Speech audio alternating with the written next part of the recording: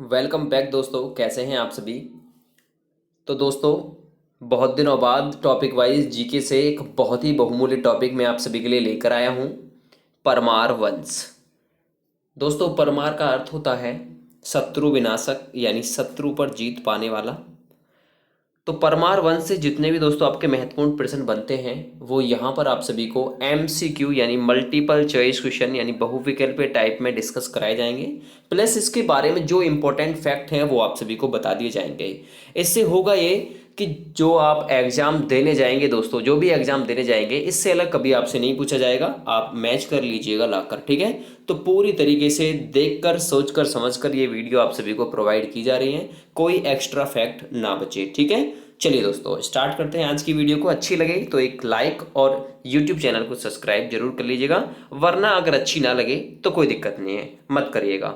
अगला और पहला क्वेश्चन देखिएगा, परमार वंश का प्रारंभ कौन सी शताब्दी से माना जाता है। बहुत ही उपयोगी क्वेश्चन है दोस्तों। परमार वंश की जो शुरुआत मानी जाती है वो 9वीं शताब्दी से मानी जाती है, ठीक है। 9वीं शताब्दी यानी परमार वंश कब से कब तक चला था?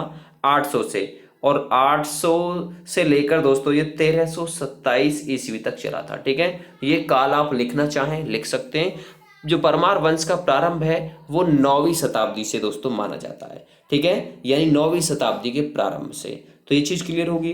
परमार वंश का संस्थापक था दोस्तों उपेंद्र राज, ठीक है। और जो परमार वंश थे, ठीक है, जो परमार वंश था दोस्तों, इसकी जो प्रारंभिक राजधानी थी यानी जो प्राचीन राजधानी थी वो कहाँ थी? वो उज्जैन थी। लेकिन बाद में दोस्तों इन्होंने, ठीक है, तत्कालिक या फिर स्थानांतरित राजधानी के रूप में एक धार नगरी थी मध्य प्रदेश में। उज्जैन भी कहाँ पर है? मध्य प्रदेश में। तो धार नगरी या धारा नगरी जो थी उसे अपनी राजधानी के रूप में दोस्तों बना लिया था। क्लियर हो गया। चलिए अब देखते हैं क्वेश्चन नंबर हम 2।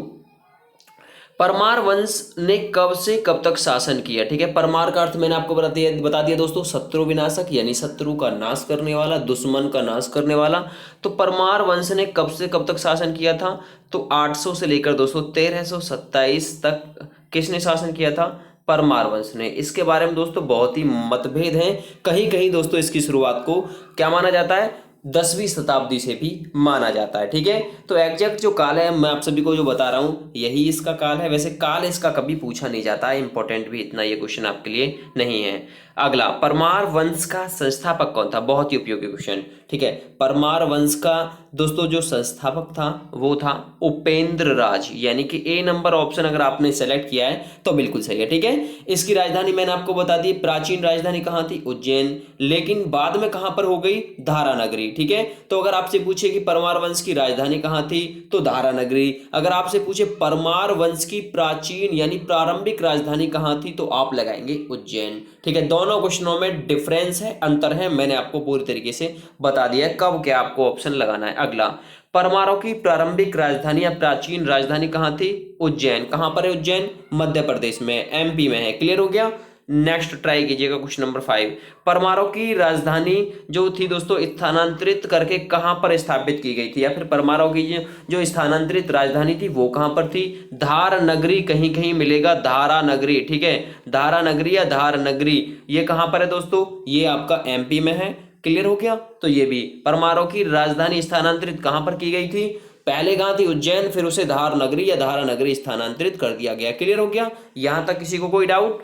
जो भी इंपॉर्टेंट फैक्ट होंगे मैं आप सभी को बिल्कुल क्लियर करके चलूंगा, ठीक है। देखिए दोस्तों, मैं आप सभी को बता दूं, जो 9वीं शताब्दी के प्रारंभ में जो परमारा वंश की दोस्तों जो शुरुआत हुई थी, इसमें देखिए 9वीं शताब्दी के प्रारंभ में नर्मदा नदी के उत्तर मालवा क्षेत्र, जिसे प्राचीन काल में अवंती के नाम से जानते थे, के क्षेत्र में जो उपेंद्र राज था, अथवा उपेंद्र राज का दूसरा नाम था दोस्तों कृष्ण राज, द्वारा क्या किया गया था? परमार तथा प्रतिहारों के दोस्तों जो शत्रु, ठीक है, यानी जो प्रतिहार और राष्ट्रकूटों के ये शत्रु रहे थे ना, तो दोस्तों इसकी जो स्थापना की गई थी वो उपेंद्र राज जी के द्वारा की गई थी। ये जो उपेंद्र राज थे, ठीक है, या फिर जो परमार वंश के सभी शासक थे, ये राष्ट्रकूटों और प्रतिहार वंशों के बिल्कुल समान थे। क्लियर हो गया, ठीक है। चलिए नेक्स्ट देखिए, इस वंश का प्रथम स्वतंत्र एवं प्रतापी, पहला स्वतंत्र एवं प्रतापी शासक कौन था? तो अगर आपसे ऐसे पूछा जाए कि इस वंश का प्रथम एवं स्वतंत्र तथा प्रतापी राजा कौन था, तो याद रखिएगा वो था दोस्तों सियक अथवा श्रीहर्ष, यानी डी ऑप्शन बिल्कुल इसका सही रहेगा। ठीक है, डी ऑप्शन। अगर आपसे पूछे, क्वेश्चन में डिफरेंस है, अगर आपसे पूछे कि परमार वंश का जो सर्वशक्तिशाली राजा था वो कौन सा था, तो राजा भोज। लेकिन स्वतंत्र एवं प्रतापी राजा पूछे तो वो था सियक एवं हर्ष। ठीक है, तो क्लियर हो गया, सियक एवं हर्ष एक ही है, सियक अथवा हर्ष। क्लियर हो गया। चलिए नेक्स्ट क्वेश्चन नंबर आप देखिएगा 7, परमार वंश का सर्वाधिक शक्तिशाली राजा कौन था, तो वो था राजा भोज, यानी कि ए ऑप्शन बिल्कुल इसके लिए सही रहेगा। ठीक है, राजा भोज था परमार वंश का सबसे प्रतापी शासक। और दोस्तों जो राजा भोज था ये किसका भतीजा था, ये राजा भोज दोस्तों वाकपति मुंज था, जो इस वंश का 7वां राजा था। इस वंश में कुल 8 राजा हुए थे, तो इस वंश का 7वां राजा था वाकपति मुंज। ठीक है, और इस वाकपति मुंज का भतीजा था राजा भोज, जो कि परमार वंश का 8वां राजा था। ठीक है, वैसे तो इसमें कुल मिलाकर और भी राजा हुए थे, तो लेकिन जो प्रतापी राजा हुए थे, जो मेन राजा हुए थे, इसमें वो 8 ही हुए थे, जिन्होंने हिस्ट्री पर थोड़ा ज्यादा इफेक्ट डाला। ठीक है, क्लियर हो गया। नेक्स्ट देखिएगा, भोपाल के दक्षिण में भोजपुर नामक झील का निर्माण किसने कराया। देखिए भोजपुर आ रहा है, तो भोजपुर नामक झील का निर्माण कौन कराएगा दोस्तों, राजा भोज, यानी कि ए ऑप्शन बिल्कुल सही रहेगा, डाउट में मत पड़िएगा। ठीक है, क्लियर हो गया। नेक्स्ट देखिएगा क्वेश्चन नंबर 9। ठीक है, नेषधीय चरित्र के लेखक कौन थे, बहुत ही उपयोगी क्वेश्चन है। नेषधीय चरित्र के लेखक कौन थे, तो वो थे दोस्तों श्रीहर्ष, यानी ए नंबर ऑप्शन बिल्कुल इसके लिए सही रहेगा। नेषधीय चरित्र के लेखक कौन थे, श्रीहर्ष। नेक्स्ट, प्रबंध चिंतामणि के लेखक कौन थे, बहुत ही उपयोगी क्वेश्चन है। प्रबंध चिंतामणि लेखक मतलब चिंतामणि के लेखक कौन थे, तो वो थे दोस्तों मेरुतुंग, यानी कि सी ऑप्शन बिल्कुल सही रहेगा। प्रबंध चिंतामणि के लेखक थे मेरुतुंग, ये इसी वंश से संबंधित है दोस्तों। ठीक है, क्लियर हो गया। मैं आप सभी को इसके बारे में थोड़ा सा और बता दूं दोस्तों, ये जो नेषधीय चरित्र थे इसके लेखक श्रीहर्ष, और प्रबंध चिंतामणि के लेखक कौन थे, मेरुतुंग। क्लियर हो गया। चलिए, राजा भोज ने भोपाल के दक्षिण में भोजपुर नामक झील का निर्माण कराया था, ये भी क्वेश्चन क्लियर हो गया, पूछा जाते हैं दोस्तों ये क्वेश्चन। नेक्स्ट, परमार वंश में कुल कितने प्रतापी राजा हुए, कुल कितने राजा हुए, तो मैंने आपको बताया था 8। क्लियर हो गया। चलिए 8 में से कुछ प्रतापी राजाओं के नाम मैं आपको बता दूं, उपेंद्र राज, ठीक है, एक था दोस्तों वैर सिंह प्रथम, सियक प्रथम, वाकपति मुंग प्रथम, ठीक है, वैर सिंह द्वितीय, राजा भोज, ये कुछ इंपॉर्टेंट जो राजा थे जिन्होंने हिस्ट्री पर थोड़ा असर डाला था, ये इस वंश के प्रमुख राजा हुए थे। नेक्स्ट देखिएगा, नव सहा चरित्र, ठीक है, नव सहसा चरित्र के रचयिता कौन थे, बहुत ही उपयोगी क्वेश्चन है। ठीक है, तो नव सहसा चरित्र के दोस्तों जो रचयिता थे वो थे पद्मगुप्त। ठीक है दोस्तों, कौन थे, पद्मगुप्त। अब जो दोस्तों ये पद्मगुप्त थे, मैं आप सभी को बता दूं दोस्तों, ये वाकपति राजा मुंज के दरबार में रहते थे। कौन, नवसहचा चरित्र। क्लियर हो गया। इसके रचयिता कौन थे, पद्मगुप्त। और ये पद्मगुप्त किसके किसके दरबार में रहते थे, तो याद रखिएगा वाकपति मुंज जो 7वें राजा थे इस वंश के, उनके दरबार में रहते थे। अगला, 10 रूपक के रचयिता कौन थे, बहुत ही उपयोगी क्वेश्चन है। 10 रूपक के रचयिता, देखिए दोस्तों 10 रूपक के रचयिता थे धनंजय। ठीक है, क्लियर हो गया। 10 रूपक के रचयिता धनंजय, ये किसके दरबार में रहते थे, ये भी दोस्तों वाकपति मुंज के दरबार में रहते थे। अब मैं आप सभी को कुछ और नाम बताऊंगा दोस्तों जो वाकपति मुंज के दरबार में कवि रहते थे या फिर विद्वान रहते थे। पद्मगुप्त, धनंजय, धनिक, हलायुद्ध, अमित गति जैसे विद्वान वाकपति मुंज के दरबार में रहते थे। ठीक है, जो कि इस वंश के 7वें राजा थे। तो आप देख लीजिएगा, आपको से भी कुछ भी पूछ सकता है। धनिक किसके दरबार में रहते थे, ठीक है, विद्वान जो थे वो आप बता देंगे वाकपति मुंज। हलायुद्ध वाकपति मुंज। अमित गति किसके दरबार में रहते थे, जो विद्वान थे वो भी वाकपति मुंज। क्लियर हो गया। यहां तक किसी को कोई डाउट, देखिए डाउट नहीं होना चाहिए किसी को भी। कविराज की उपाधि किसने धारण की, बहुत ही उपयोगी क्वेश्चन है दोस्तों।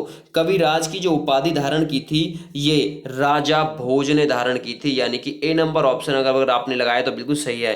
राजा भोज ने दोस्तों कविराज की उपाधि धारण की थी। नेक्स्ट क्वेश्चन, परमार वंश के किस शासक ने अपनी राजधानी में सरस्वती मंदिर का निर्माण कराया था, बहुत ही उपयोगी क्वेश्चन है दोस्तों ये भी।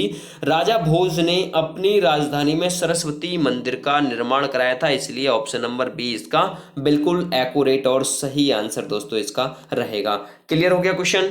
अगला देखिएगा क्वेश्चन नंबर 16, किसके शासनकाल में धारा नगरी विद्या एवं विद्वानों का प्रमुख केंद्र थे। ठीक है, तो किसके शासनकाल में धारा नगरी जो थी, जो इसकी प्रमुख राजधानी थी परमार वंश की, तो धारा नगरी विद्या एवं विद्वानों का केंद्र थी। तो कौन सा राजा था जिसके शासनकाल में ये सारी चीजें थी, तो याद रखिएगा ये भी दोस्तों राजा भोज। ठीक है, तो राजा भोज के शासनकाल में क्या था दोस्तों, जो विद्यानगरी और धारा नगरी जो थी दोस्तों वो विद्वानों का प्रमुख केंद्र थी। तो कौन, राजा भोज, यानी कि डी नंबर ऑप्शन बिल्कुल सही है। Next question, question number 17, Chittor में त्रिभुवन नारायण मंदिर का निर्माण किसने कराया। बहुत उपयोगी क्वेश्चन है। तो ये दोस्तों राजा भोज ने चित्तौड़ में त्रिभुवन नारायण मंदिर का निर्माण कराया था। याद रखिएगा, 1 से 2 बार इस टेस्ट को सॉल्व कर लीजिएगा, आपको 100% दोस्तों परमार वंश याद हो जाएगा। परमार वंश का अंतिम प्रतापी शासक कौन था। दोस्तों परमार वंश का अंतिम प्रतापी जो शासक था वो राजा भोज था। हालांकि राजा भोज के बाद में भी दोस्तों और राजा चलते रहे हैं। देखिएगा राजा भोज जो रहा था दोस्तों 18 से का 1060 तक रहा था। कहीं कहीं दोस्तों इसे क्या बोला जाता है, 1010 से 1055। तो दोनों डेट आप देख लीजिएगा, कहीं कहीं इसे 1010 से 1055 भी बताया गया है और कहीं कहीं इसे 1018 से लेकर 1000 दोस्तों क्या बताया गया, 60 तक भी बताया गया है। तो यहाँ पर इसमें कोई ज़्यादा बड़ी कन्फ्यूजन वाली बात नहीं है। ठीक है, सन वगैरह इतनी ज़्यादा इंपॉर्टेंट नहीं रखते हैं, जो क्वेश्चन है वो ज़्यादा इंपॉर्टेंट रखते हैं। दोनों सन मैंने आपको बता दी दोस्तों। ठीक है, तो अंतिम प्रतापी शासक इसका कौन था, वो था राजा भोज। हालांकि इसके बाद में राजा हुए लेकिन उन्होंने इतना ज़्यादा इफेक्ट नहीं छोड़ा। देखिएगा अगला क्वेश्चन, परमार वंश का अंत किसने किया, तो तोमरों ने। ठीक है, तोमरों ने दोस्तों परमार वंश का अंत कर दिया था। क्लियर हो गया। यहां पर आपसे ये पूछेगा परमार वंश का अंत किसने किया, तोमरों ने किया। क्लियर, इसमें किसी को कोई डाउट नहीं। नेक्स्ट देखिएगा क्वेश्चन नंबर 20, उदयपुर लेख में उपेंद्र राज को क्या कहा गया है। देखिए उपेंद्र राज इस वंश का संस्थापक था। ठीक है, परमार वंश का उपेंद्र राज। तो उदयपुर लेख में उपेंद्र राज को दोस्तों क्या कहा गया है, द्विज वर्ग रत्न, यानी कि बी नंबर ऑप्शन बिल्कुल सही है। ठीक है, द्विज वर्ग रत्न कहा गया है उदयपुर लेख में उपेंद्र राज को। Option number B is the right answer. अगला क्वेश्चन 21, परमार वंश का प्रारंभिक इतिहास जानने के लिए किस प्रस्ती को सर्वोपरि बताया है। ठीक है, परमार वंश का प्रारंभिक इतिहास जानने के लिए किस प्रस्ती को सर्वोपरि बताया है, तो याद रखिएगा उदयपुर प्रस्ती लेख को परमार वंश के इतिहास के लिए सर्वोपरि प्रस्ती लेख दोस्तों बताया गया है। नेक्स्ट, परमार का शाब्दिक अर्थ क्या होता है। बहुत उपयोगी क्वेश्चन पूछा जाता है। परमार का शाब्दिक अर्थ क्या होता है दोस्तों, शत्रु विनाशक, शत्रु का नाश करने वाला, शत्रु पर विजय पाने वाला। कुछ भी ऑप्शन मिले तो बिल्कुल आप ये चीज लगाइएगा। लास्ट क्वेश्चन है इस वंश का, सीता नामक कवित्री जो थी दोस्तों, ठीक है, वो किसके दरबार में रहती थी।